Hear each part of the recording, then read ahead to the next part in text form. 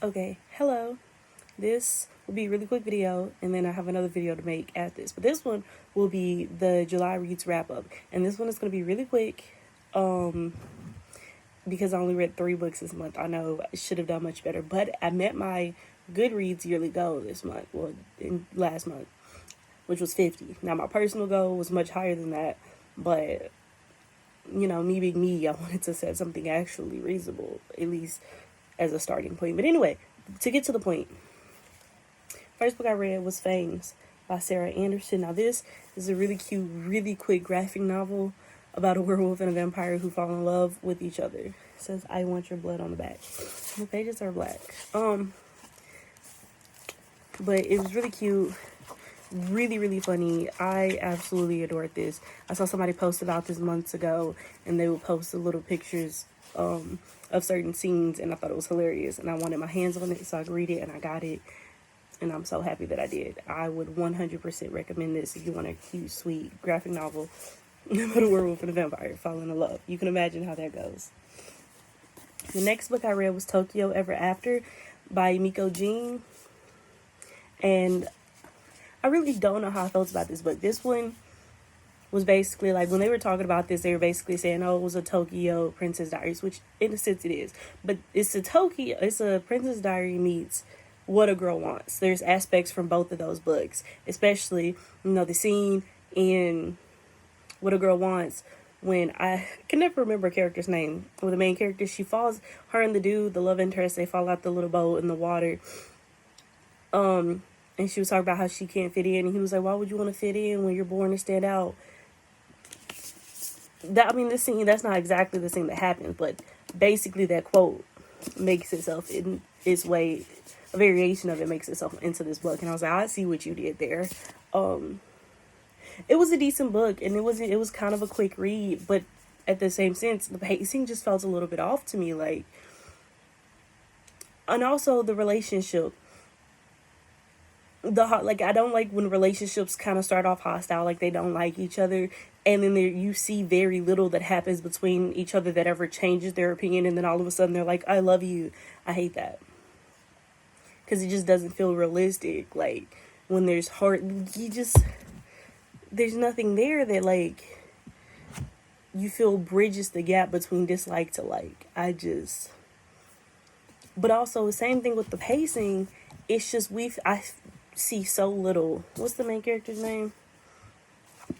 I think they call her Izumi. We see so little Izumi's time in Tokyo.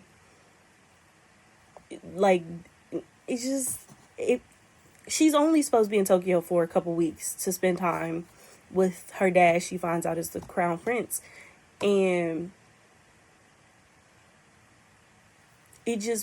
they hardly spend too much time together, which isn't unrealistic, because just like in What a Girl Wants, or even Princess Diaries, they don't spend too much time with the dad or the grandma when, they're busy doing diplomatic things and running countries and such like that. But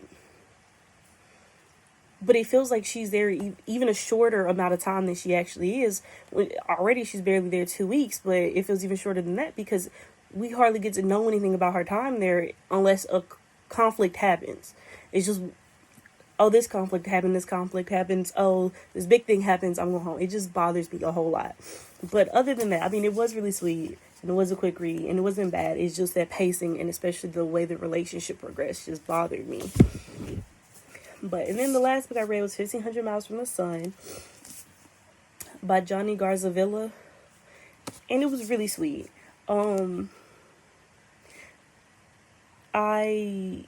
Jules was a good main character for the most part. I like Jules. And I'm a big person who loves lovable characters, especially friends. I adore friends, especially good friends in books. I will prioritize them over the main character any day. And Jules has some great friends. There's a couple moments where you just, like all friendships, there's a couple moments where you're like, you're kind of being sucky right now. But they always come around, they always rally around him, and that's so nice. So I adored his friends, and I adored his sister. His sister is who you need. And his Guelo, I don't know if that's how it's pronounced, but I assumed it was Guelo. I think that's his granddad, and he's great too. Now there's some other characters that I just want to fight, like his dad, but it's a really good. And Matt, the love interest, adored him too. I was a little like skeptical because like long distance relationships, when you don't really know each other and then you're just there and you just expect it to work out. But the way they had realistic conversations, the way that they came together and it worked, and I appreciated they while sex was like, you know, a big topic and it was something that they discussed when they met each other, it wasn't something where they felt like they couldn't discuss it happening.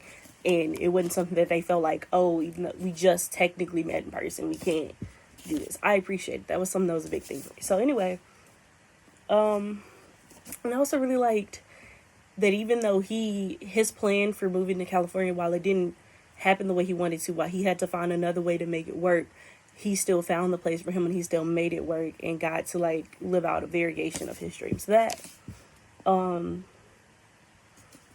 was it for my reads this month. I started another book, but I didn't get very far into it at all because my focus this last week of the month has not been existent. But yes, so that was this, and now I will be making the July book haul release video. So until then, thank you.